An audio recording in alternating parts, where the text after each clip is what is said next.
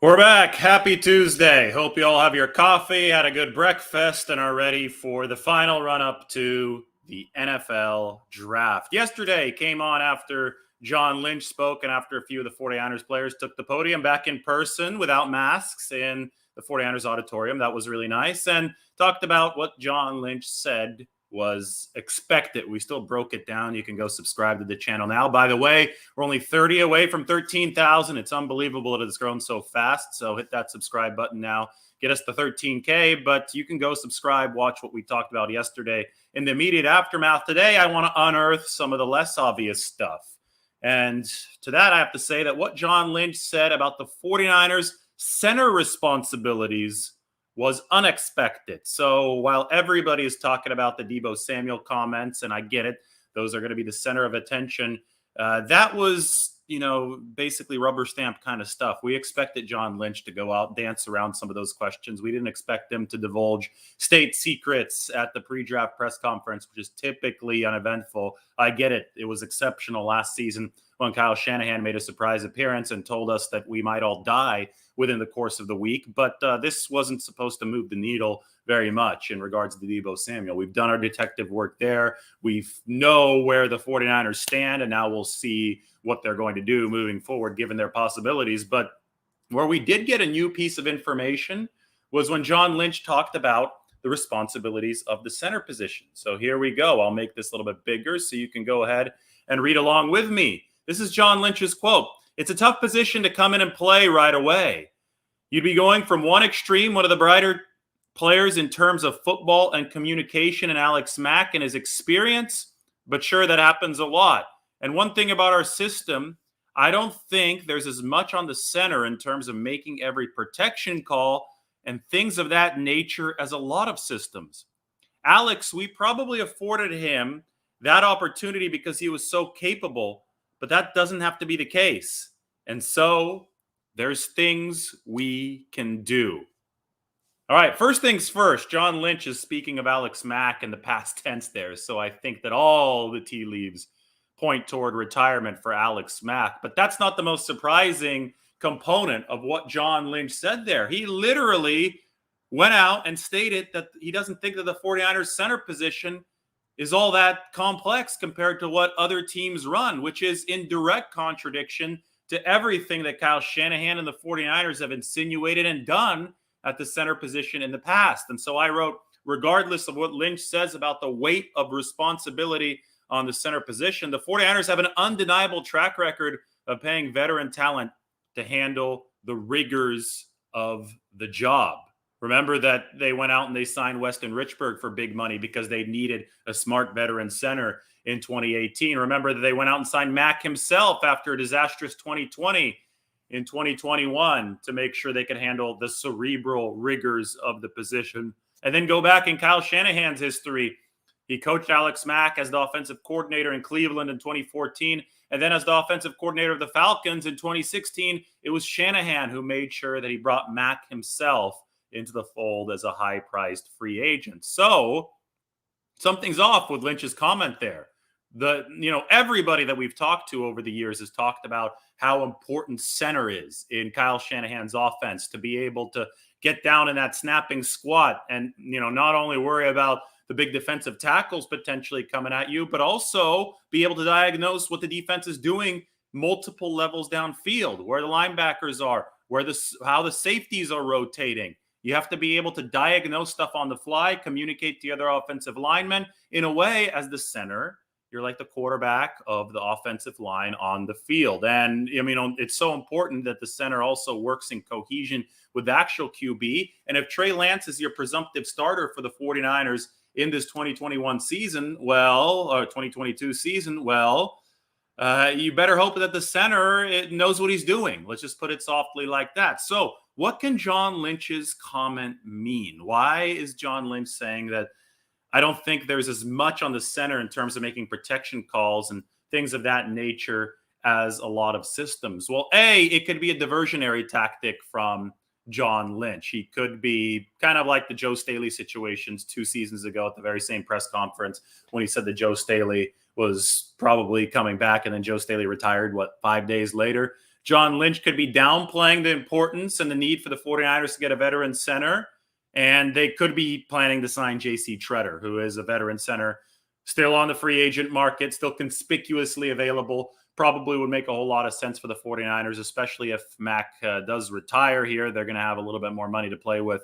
More on that in a bit. Or John Lynch could be insinuating something else. It is possible that the 49ers are simplifying their offensive system, not only for Trey Lance at the line of scrimmage, because he's going to be a second-year man, and obviously you're going to have to take down some levels of complexity, but also for the center position in anticipation of the 49ers drafting a center to start this weekend. That center won't necessarily have to start week one. The 49ers do have Daniel Brunskill on the roster. He's played 8 games at center in the 2020 season. But I think the ultimate goal would be to upgrade from somebody like Brunskill center. If you do draft a Cam Jurgens or a Cole Strange or even a Tyler Linderbaum, if somehow he drops down or somehow you move up into that first round to draft him. Dylan Parham is the Memphis center the 49ers hosted on the visit last week. I think the ultimate goal, if you use draft capital in rounds 1, 2, or 3 for a center, the ultimate goal would be to actually start him at some point.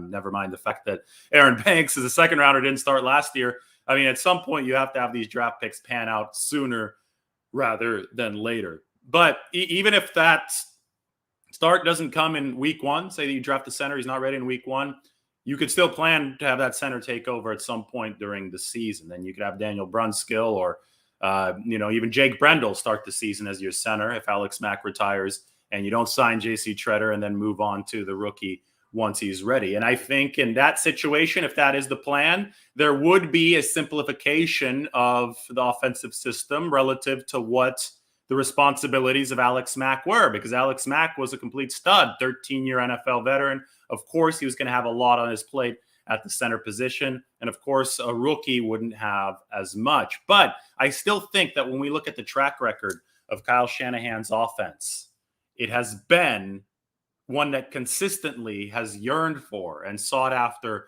a veteran center to be able to make all those calls and protections and diagnoses at the line of scrimmage between Mack and Weston Richburg, and obviously Ben Garland, who did a good job for the 49ers with his experience filling in for Richburg.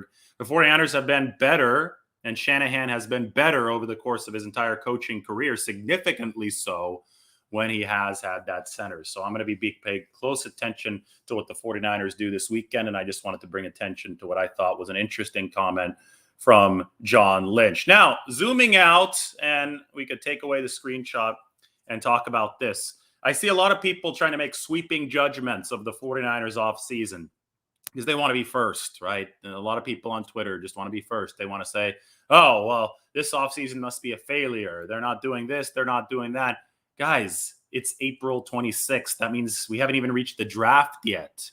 The 49ers will add more players via the NFL draft than through any other mechanism. So making a sweeping judgment of the 49ers offseason now is like leaving a Yelp review for a restaurant before the main course of food even comes to the table. You've had a couple appetizers, and this year the appetizers weren't big. The 49ers didn't have much money to toss around in free agency. This is going to be a smaller year in free agency. It was the draft that they were focused on. So wait for the main course of food to come before making a sweeping judgment. It's April. It's not July. And even if it was July, July is the month when contract issues have typically been resolved for the 49ers. So let's wait to see what they do with Deebo Samuel. Let's wait to see, most importantly, what they do with this draft. And let's just wait for Jimmy Garoppolo's shoulder to heal so we could see what the actual value there will be. Obviously, the 49ers in the Garoppolo situation, because of the unfortunate timing of that shoulder surgery this offseason, because that's made teams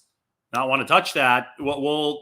It's going to be really interesting to see where exactly a potential landing spot for Jimmy Garoppolo could be. And I do think the 49ers are not counting on, but I think that they're embedding a little bit of quarterback chaos into their plan. Say somebody gets hurt down the line, say that there's an opening somewhere else. We probably don't even know where the spot for Jimmy Garoppolo might end up being, but there always is some upheaval and some turnover, at least through the offseason or come training camp time.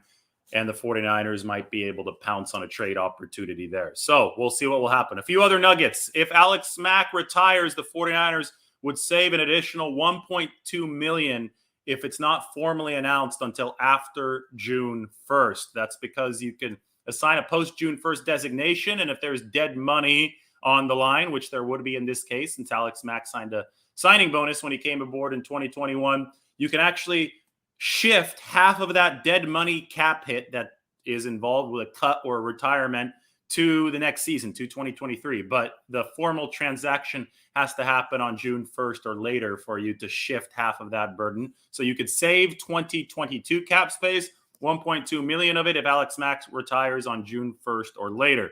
Same thing happened with Weston Richburg. The 49ers, I mean, they either strongly hinted or said that he would retire before June 1st, but the official transaction didn't happen until after June 1st, and it saved the 49ers $1.1 million. So 49ers centers and their post-June 1st retirements, they might become a thing if Alex Mack does indeed decide to retire.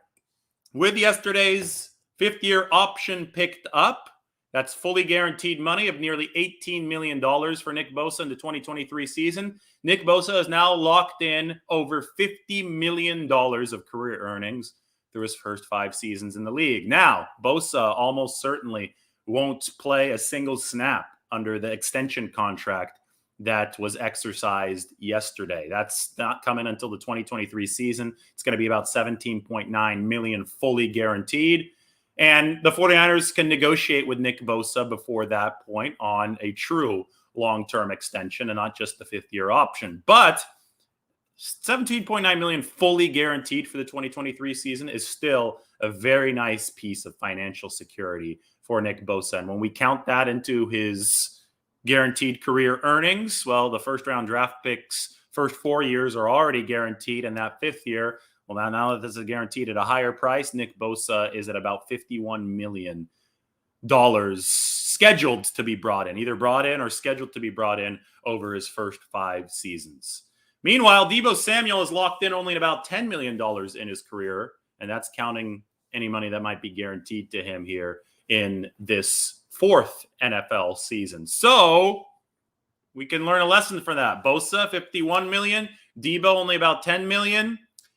The lesson is that draft positioning matters. Nick Bosa was a top 3 overall pick, right? Top 5 overall pick. He was in that top, very upper echelon of the draft when the 49ers selected him at number 2. Deebo Samuel was a second rounder down in the 30s. So draft positioning matters. Money is on the line this weekend. Every subsequent pick is slated to earn less money under the rookie wage scale. And the first round picks have guaranteed contracts. Beyond that, there's not as much guaranteed money. And there's a big difference even between the lower first round and the upper first round. Obviously, Nick Bosa went in that upper first round for the 49ers. And you get that 5th-year option as the team and even as the player. That 5th-year option is a negotiating starting point now. Obviously, Nick Bosa is going to be higher that 5th-year option. But that 5th-year option only exists for first-round draft picks. 49ers exercised that for Bosa. Deebo Samuel was their second-round pick in that 2019 draft. And as you can tell, there are major differences in the net worth of both of those players, just mainly because of draft positioning. It's remarkable how similar the stories have been for Bosa and Samuel. Obviously, different positions, but both of them had good 2019 rookie seasons. Both of them had most of their 2020 seasons wiped out due to injury. And both of them were all pro-type players in 2021. Now they're both lined up for lucrative extensions. It seems that Bosa's process is going quieter. I can't say smoother because I don't know. I don't have any insight behind the scenes of Bosa's process, but Bosa's process is definitely going quieter than Samuel's. Bosa not at the 49ers offseason program, at least yet. Lynch said it's not contract related. He's been in touch with Shanahan, working out with Joey Bosa in Florida. All right, we'll hand it over to a couple questions. Then I got to get rolling. Let me just drink a little bit of coffee while your questions roll in. Let's see them right now. Subscribe to the channel, by the way. We want to get to 13,000.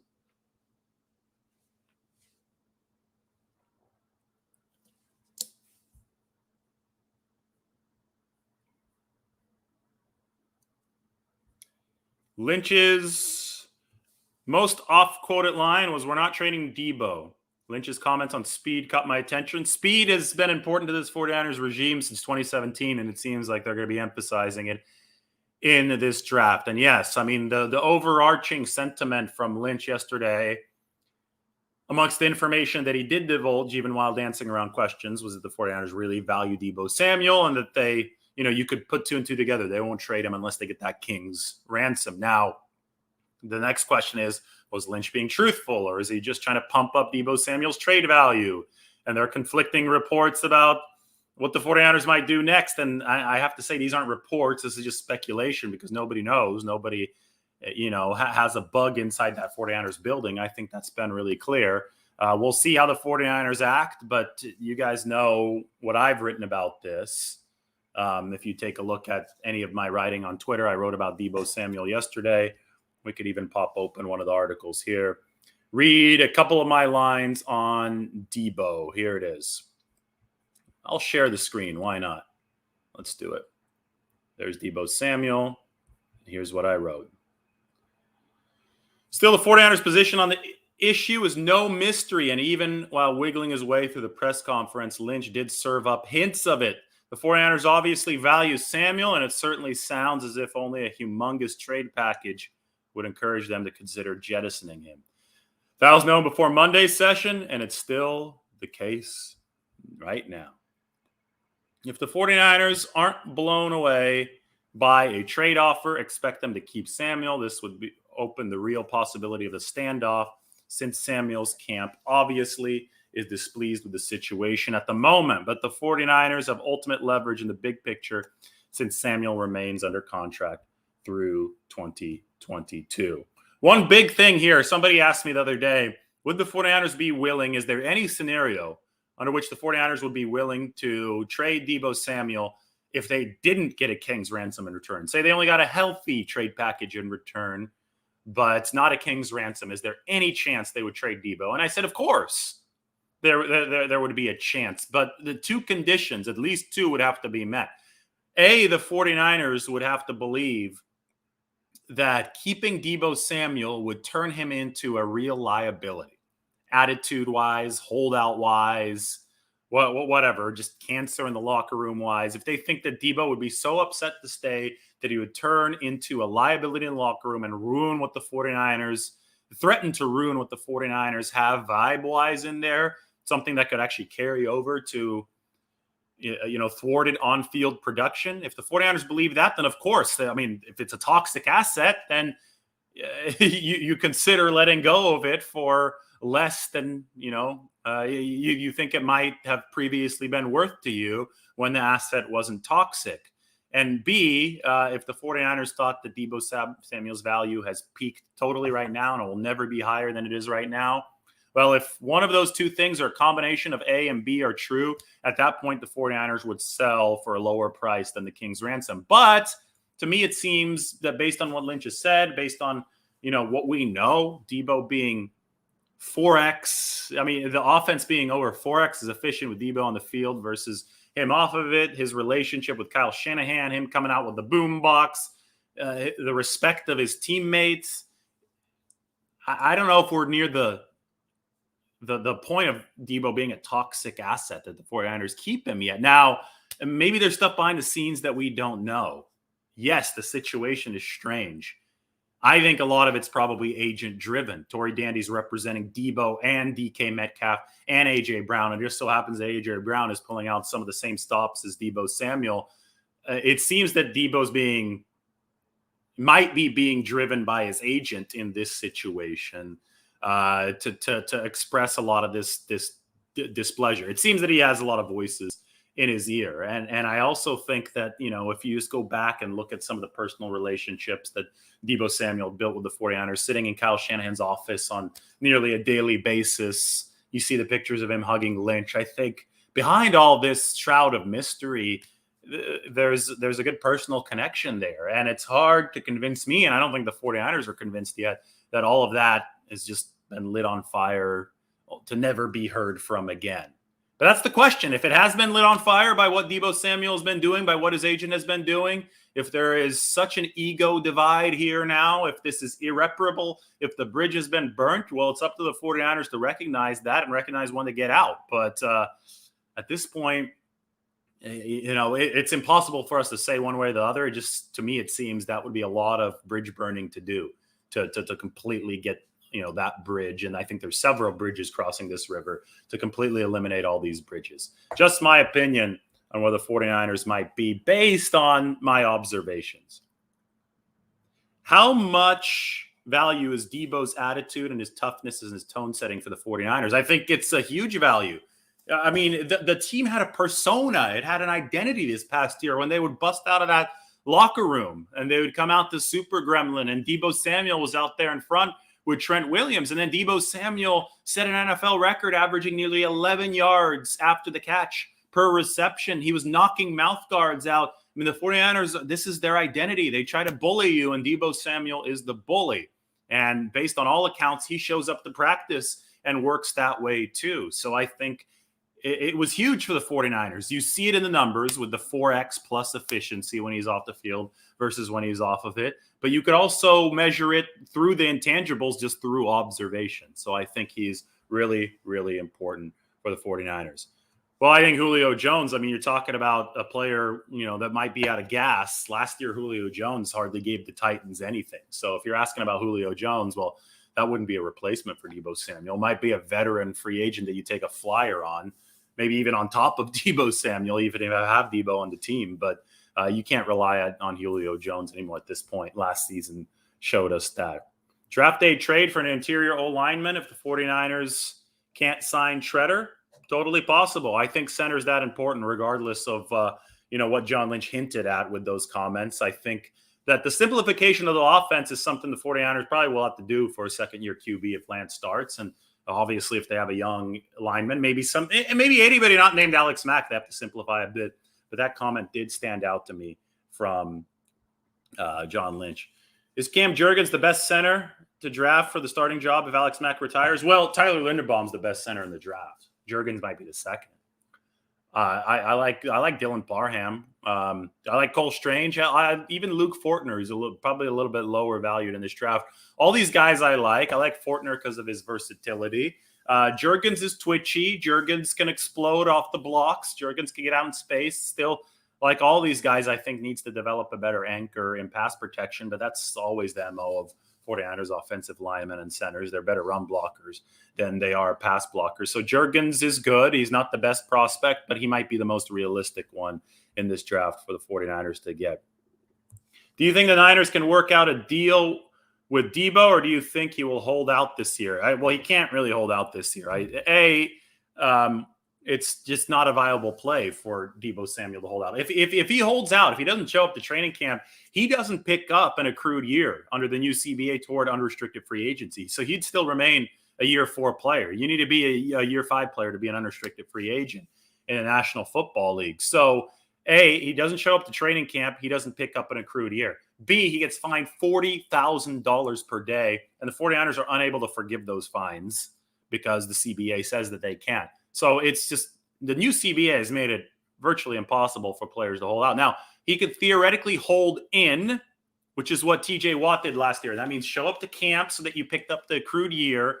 You don't get fined, but don't participate in on-field activities until you get a new deal. And the Steelers extended TJ Watt two nights before the season started last year. So there are some recourses at Deebo Samuel's disposal, but the truly nuclear ones are completely unfeasible for him, which is why the 49ers hold leverage in this situation. He's not going to just sit there and hold out for a year and make no progress. It doesn't come out at the other end of this tunnel as an unrestricted free agent. The 49ers would be in the same spot. The 49ers would still have him under contract. So, I mean, and you go back to other situations where players have held out, like Le'Veon Bell for the whole season, and he ended up signing a deal that was worth less than the money that he didn't make as a result of holding out. It's simply not a practical option for these players, and that was before the new CBA. All right, a couple more questions, then I have to get going. Could Shanahan's offense revert more to what he ran in Atlanta with Matt Ryan now that he has? What are you saying? I think you're saying now that he has a quarterback that can throw further downfield. He needs an offensive line that can pass protect better. First of all, to be able to attack further downfield, you need to give your quarterback more time. Then we could start talking about that. Yes, Trey Lance has a different skill set, but the short game for the 49ers, if their offensive line is number 26, number 27 in pass block win rate, you're going to rely on the short game to hide that offensive line. 17 firsts for Deebo or no deal. That's a king's ransom if I've ever seen one. All right, guys, I have to head out. I have to go teach my class over at College of Marin. So time for me to drive across the Golden Gate Bridge on this beautiful day. Hey, maybe we already passed 13,000. If we didn't, hit the subscribe button right now. I know that we started the show 30 short of 13K. So let's get the 13K. Let's get the 14. Let's go to 15. Not 1, not 2, not 3. Let's get to 20,000, whatever. I don't care. Let's just get some. Let's get some more subscribers. Go ahead and hit that button right now. Everybody have a great day. It's Tuesday. It's sunny out in the Bay Area, at least. Is it sunny where you are? I'm not sure. I'll come on with maybe a lunch with Lombardi with some food a little bit later. And obviously, if some news hits, then I'll definitely come on from wherever I have a chance to go on. That's why I carry this iPhone with me. All right, everybody, take care.